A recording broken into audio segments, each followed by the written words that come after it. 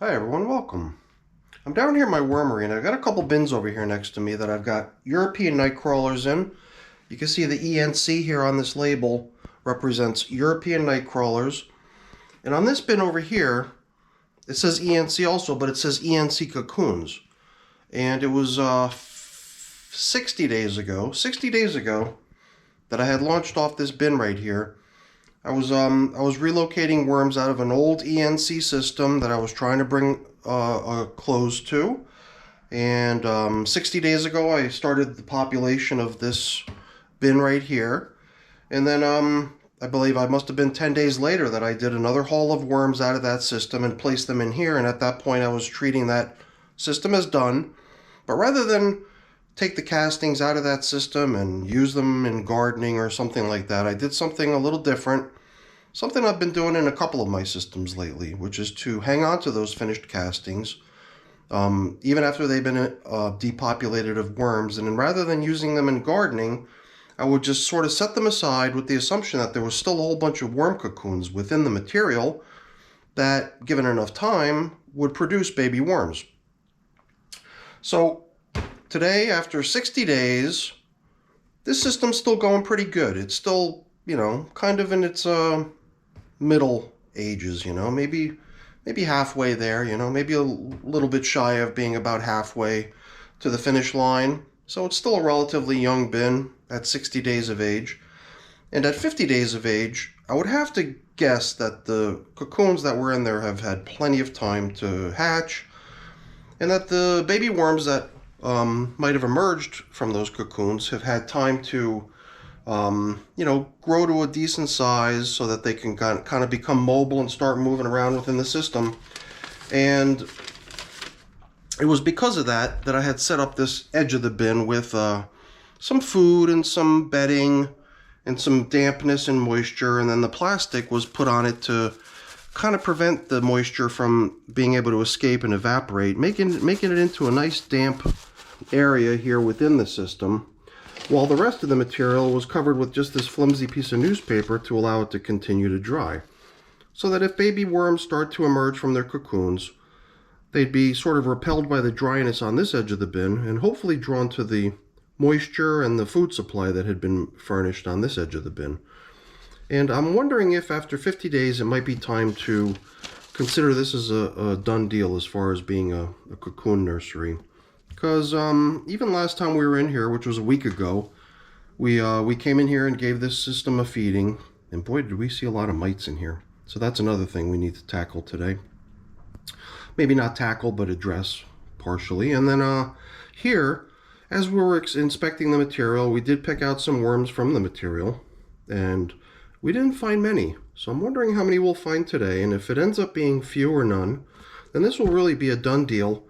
We'll haul out this feeding area where I would assume maybe we've got some baby worms that have congregated, and then get them in here with the rest of the family, and then we'll be set up with another batch of finished compost over here, and then this bin will continue on into the future. So we will start over here with this bin, get it up onto the bench, and see how things are coming along. I'm certainly not looking for any excuse to keep this system going. I'm satisfied that we've probably given plenty of time for any cocoons that might have been in here to hatch and make their way over into the feeding area. And I mean, I really don't know exactly what to expect, because even though we did haul some worms out of the material in here that we were kind of inspecting and turning it around a little bit, we were taking some of the more damp stuff down low and bringing it to the surface, and at the same time submerging the more dry stuff out on the top. We did pull the worms out that we encountered in the process of rummaging through here, but I don't really remember if we even inspected what kind of a turnout we're starting to get over in the feeding area. So I'm curious to see what we've ended up with over there. And even if it's not a lot, that's fine, I don't care. It will be interesting to see, though. I'm definitely not expecting to see too many worms out here.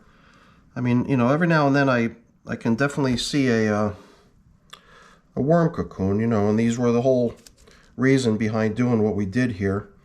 And it sometimes makes me wonder, am I, still going to have baby worms emerging here and there because there's still cocoons that have not yet hatched? Sometimes I have a hard time telling whether the cocoon that I'm seeing might have already hatched or if it's still to be hatched. So I don't know. I mean, right away you could see I already, just from stopping to pause there for a second, I spotted a couple that I tried to pick up and take a closer look at. So right away I'm starting to bump into a little baby worm here. Definitely a juvenile, and I would think one that was probably born here, considering the fact that this bin has been here for 50 days this way. You know, now that I kind of slow down, I could see so many little mites cruising around within this material all over the place. Here too, a little baby worm. Oops, another one on my pinky too. Sometimes if you just kind of run your fingers through the material, they sort of stick to your glove. It's almost like I'm able to just comb them out of the material. And it almost makes me wonder if just by having,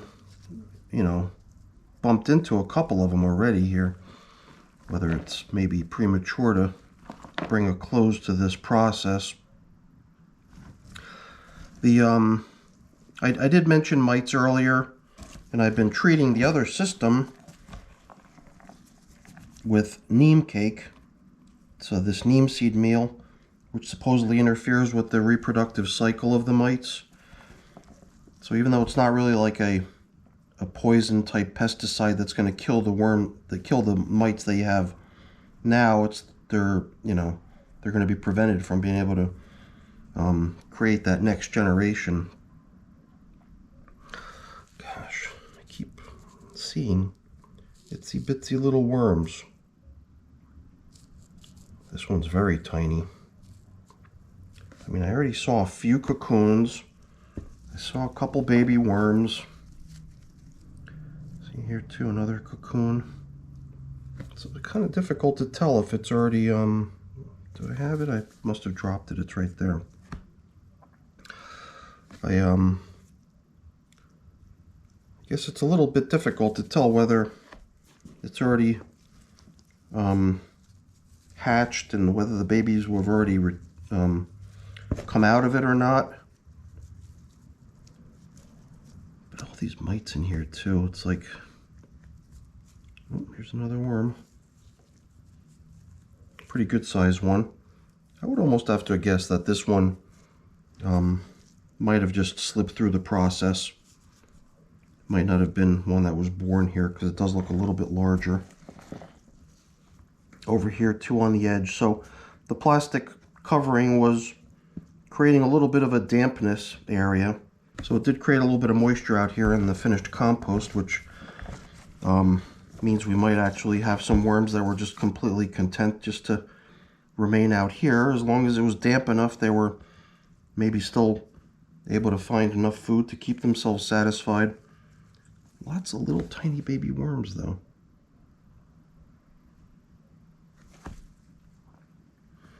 I am starting to question whether it's possibly a good idea to just allow this to continue a little longer so that whatever baby worms are still in here can kind of move out of the material and make their way over into the collection area. But then there's always the other side of the argument too, which says that, hey, if you don't do that, if the material just ends up being used in your garden, what's the harm of there being some cocoons that make their way out into the garden, some baby worms that make their way out into the garden? They'll do the garden good. And there's certainly no downside to doing it that way. Naturally, the worms that you're trying to collect are ones that are going to remain in your wormery and continue with the worm farming indoors. But if some of them just end up making their way outside, that shouldn't be seen as a bad thing. That should also be seen as part of the plan almost. And that if that's the way it all turns out, then that's something that you would consider as successful too. So, I mean, there's clearly lots of little baby worms all over the place in here. So, from the perspective of do, worm nurseries work, I would have to say yes, for sure. Because it's clear that, over the past, couple months or so, the cocoons that I observed in this material have certainly produced baby worms. Even one that's this small, fairly small-sized juvenile worm, I would have to guess was probably even born in this bin as well. But I mean, how much time do I want to give this, And so many of them. Little itsy bitsy baby worms almost everywhere I look.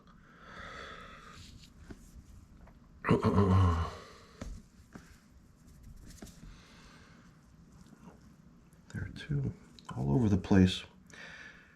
Yeah, I just wonder if I were to let this go a little while longer, would all these little baby worms that I'm observing eventually make their way over into this feeding area so that they can be collected and retained within my vermicomposting systems here within my wormery. Here too, I just start kind of scrubbing this material back and forth to see if I can sort of break up these little chunks, these little pieces of kind of clumped together worm castings. And almost anywhere I look, I just see a whole bunch of little tiny baby worms all over the place. And the other thing I can see plenty of is mites crawling around all over the place too, which is a little bit of a nuisance. Gosh, I mean, I'm wondering if it might just be better to let this ride instead of doing a haul out. And then maybe just ongoing drying of this material might end up being more and more of a impetus for the worms occupying this space to make their way over. I guess the other thing is that, I don't know, here's more cocoons, Definitely keep bumping into cocoons, which maybe given a little bit more time would be, further potential for more baby worms emerging. And maybe I just got to keep going back to what I had said earlier about this bin, was that I'm in no particular hurry, and that if it takes time, then so be it. It will be just kind of an experiment. So, I don't know. I had sort of, in my mind, imagined calling this quits today.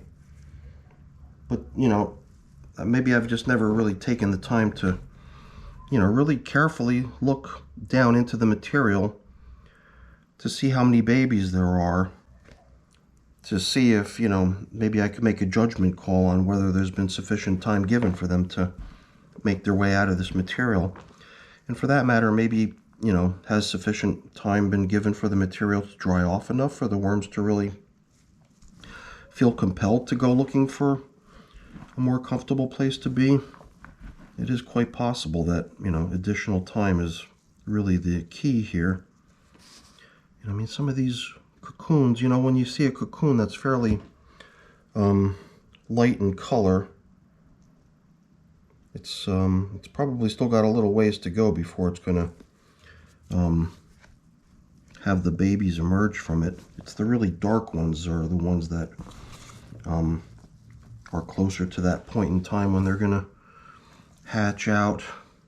Gosh, there are just so many baby worms in here. Maybe it is better to kind of let it go, let it continue as is, give the material that they're inhabiting a little bit more time to become a little bit drier and a little bit less cozy for them to remain in, potentially, driving them out over into this more damp area where I've been adding food and moisture and fresh bedding and everything.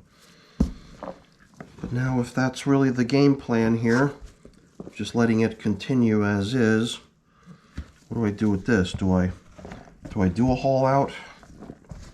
At least we get a sense of what we've got after 50 days. And then all I would really need to do is sort of rebuild this over here. I don't know if I'd be able to rebuild it using materials that I could just salvage out of here, I probably could. It looks like there's some pretty good just chunks of cardboard and paper and stuff. Assuming I could just shake off the worms and the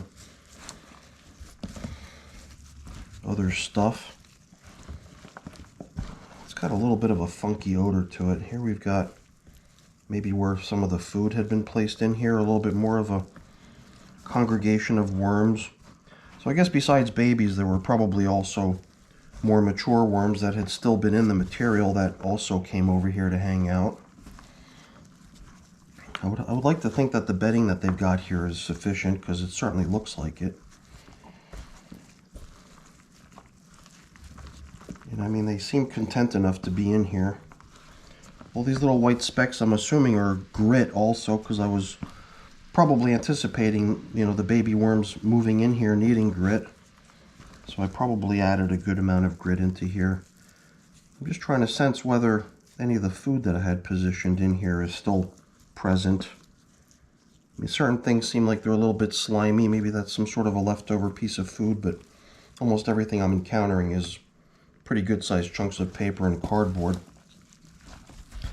And I believe I do also sense the odor, the smell of the NEEM cake, the NEEM seed meal, which I probably also positioned into this feeding area to see if it can potentially knock out mites, if the mites come over for the food and the moisture. So, you know what? Let's not worry so much about hauling stuff out. Let's just consider this as working. Let's consider this feeding area as doing the job that it was intended to, which is creating a space that the worms are pretty comfortable to stay in once they make their way over here. At least I'd like to think so. But just to make sure that it remains that way, we'll plop in a little bit of food, maybe spray it down with a little bit of moisture, and then I guess we'll allow additional time for this process to continue. What do you think? I'd be curious to hear what the audience thinks. Is that the right decision? I think it's an interesting experiment to see what we're ultimately going to end up with here. So you can, you know, certainly see plenty of little baby worms hanging out in here. And I don't know if this is like the stem of a banana. It's very interesting how fibrous it is. It seems like they've stripped away the majority of what was edible, and they'll probably do away with the entire thing in time, but other than that, I don't see much of anything in terms of signs of remaining food in here either. So I think a little boost to the food supply in here would probably be a good idea.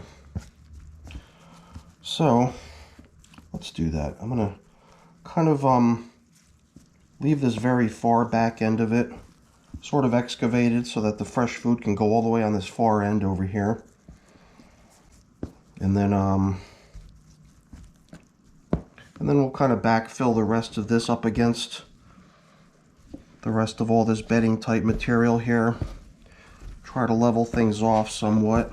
I did hold off on bringing food down here, not knowing if this was going to be maybe the possible outcome. So I sort of in the back of my mind anticipated the possibility of this being what I end up doing here, which is allowing this more time and even allowing more food to be placed in here to, you know, to spur on the movement of the worms out of the finished castings over into this area. So I guess I'll head upstairs, grab some food with which we'll feed the regular bin of adult worms, but we'll also bring a little extra so we can reinforce the feeding area in this system, and this will continue. After 50 days, it's not quite ready to call it quits, I think. It does seem like there's still quite a bit of potential in this material for more baby worms to hatch, and at least whatever baby worms are currently occupying it to make their way out of this stuff over the next maybe a couple more weeks. I don't know. We'll see how much longer it takes. So I'm going to head upstairs so we can rebuild this feeding area, and I'll be right back. So after a quick trip to the kitchen, I've got some mostly frozen foods here. And these pieces of Savoy cabbage are not frozen. Those came from my mom's place, but everything else you see in here has been frozen. A whole bunch of banana peel all stuck together, and a whole bunch of little tiny stuff that I scooped out of the bottom of the freezer bag that all this stuff is in. Little tiny particles. Here's like the butt end of a head of lettuce, a piece of cucumber, and a whole smorgasbord of different stuff, as well as coffee and the filter that the coffee was in. So we can pick out some delectable morsels from here, stuff that we think is probably going to do a good job drawing the worms over. So I'm just going to create a little bit more of a space in here. And, you know, there's not a lot of worms in here, but still I figured I'd give them a few yummy things for them to work on. Here's that big bunch of banana peel that I've got here, all kind of folded together. We'll throw this in here on the far end. I got a feeling it's going to be a popular item, hopefully. Throw a little bit more of that in there on the far end over there. And I don't know, what else? Maybe some of this little tiny particle matter. All of these little tiny bits that I scooped out of the bottom of the bag. That's all stuff that should break down pretty readily, hopefully, by having been frozen and by being pretty small in size. And I mean, I don't really know how much good it's going to do in terms of dealing with all the mites that are in the system, because there certainly are plenty. But I'm just going to go ahead and use a little bit of this neem seed meal, because if it does in fact have that effect of messing with the reproductive cycle of the mites, which is supposedly the way it works, then I'd like for any mites that end up in this feeding area to be affected in that way, because they'll be most likely going with the worms at some point in the near future into their new home. So I kind of like the idea of sort of giving these mites a little treatment of something that might prevent them from having any success in increasing their numbers. So that's where we stand now, 50 days since we did the last haul out of worms with which to populate that new system that we've got, and 50 days of, you know, assuming that there's been no new cocoons laid in here, that all the cocoons that were in here were ones that had been already previously deposited into the system. Although you saw there was a few mature worms in the mix, so I guess that possibility always does exist that they might have, you know, plopped a few cocoons into the system somewhat late in the game, but I would like to think that that's more of the exception than the rule. So this continues onwards. So let's give the rest of this to the other system. Alright, so here within the worm bin, there's just some weird, I don't know what this stuff is. Little tiny specks. I don't know what it is, but it's certainly not the way we left it. Little tiny light colored something. I'm really reluctant to just dump it into the bin. I almost feel like I want to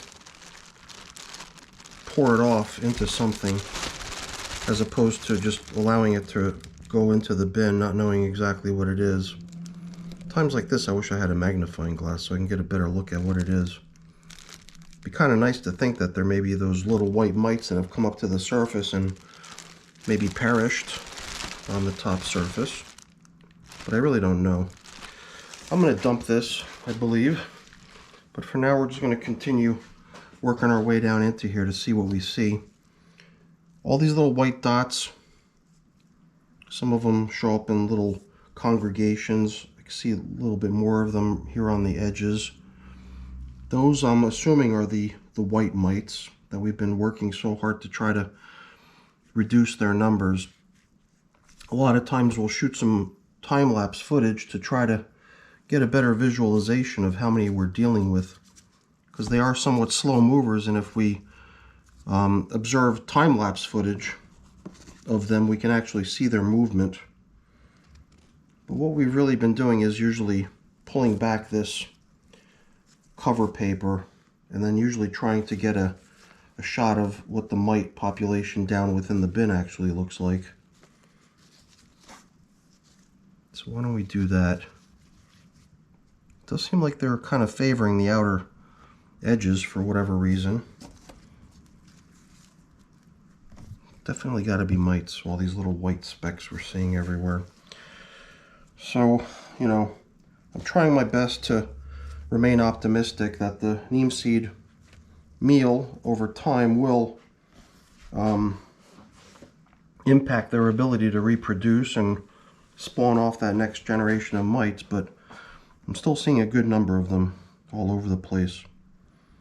I'm even trying to remember now, did we just shoot the top surface here to see what we see, or did we try to till it up, assuming that we'll see more mites down within the food area? I don't recall. It does seem like the worms have come out in pretty good numbers for the food that was placed in here last time. I mean, we'll definitely probably see mites when we get down into the feeding area. But I think before we disturb this too much, I do want to kind of get a shot of just this scene here, just so I can get a better sense of what all is moving across the surface. So let's see what that looks like.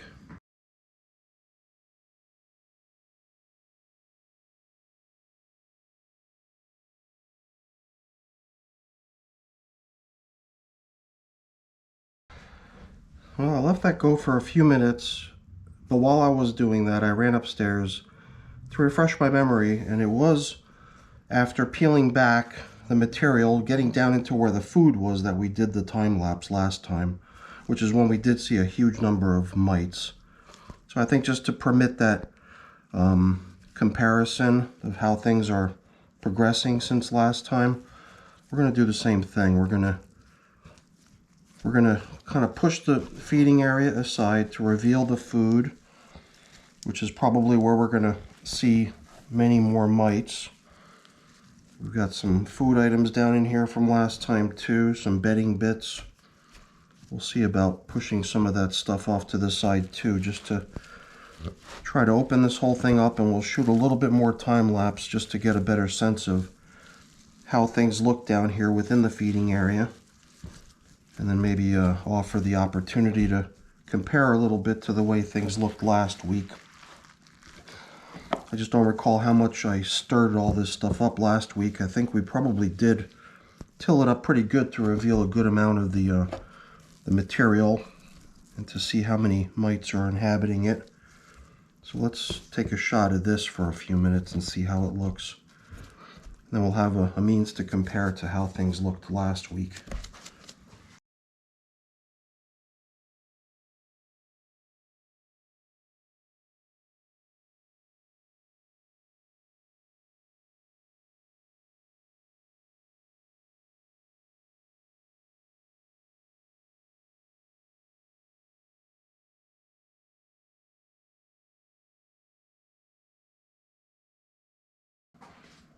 Well, I have no easy way of telling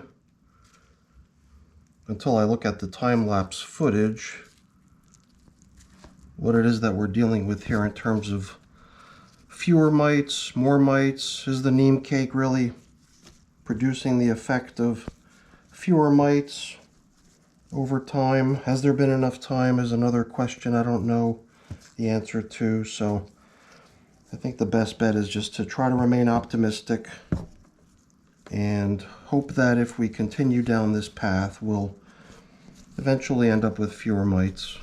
But I really don't know exactly what to expect.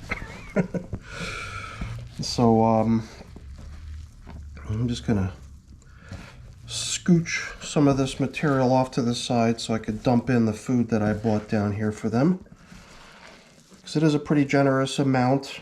And from what I could tell, they've done away with a good amount of the stuff they were given last time here. I mean, a lot of this is just paper, stuff like the filters, the coffee filters. This is a mango seed, which will definitely take time before we start to see any progress on it. But yeah, let's actually take some of this bedding type material that we scooped out along the way and place that down just beneath where we're going to apply the food. Maybe even this old mango seed down the middle. Maybe even keep this old orange down here in the middle as well. Just from the look of it though, that looks like a pretty popular spot for the mites. I think somebody even commented in last week's video when I applied this piece of orange that's going to be a popular spot for the mites. It does seem that that's a prediction that's coming true at this point. But let's just go ahead and pour in everything that we bought down here for them. And the other thing I definitely need to remember is the NEEM seed meal, the NEEM cake. Because if the mites do keep getting drawn to the feeding area, which does seem to be the case, then I certainly want them to continue being exposed to this stuff, which I'm still not sure of whether or not it's going to produce the desired effect of fewer mites or not, but I just keep hoping that it does. So I guess we'll start stacking some of this material we pushed aside over the feeding area. I'd like to also just see how things are looking out here on the outer edges. I could see the remnants of a lot of leaves that had been added here. These are all the stems of all the leaves. But the leaves, the leafy parts of the leaves have most likely been consumed already by this time. It does seem like the material out here is coming along quite nicely, and it also seems like it's pretty densely populated with tiny little white creatures, which I'm assuming to be mites. So the mites do seem to be all over the place, so I'm going to apply the neem seed meal all over the place. And try to blend it in. I guess one thing I've been doing lately is sort of sprinkling the stuff on top, and people have been suggesting that you want to kind of blend it in. So I'm trying to improve my process here every step of the way. And I do appreciate all the feedback I keep getting from people. Let's see how things look on this side. I'll tell you though, after only 60 days, this system does seem like it's coming along quite nicely. Despite it being a little bit overrun with mites all over the place.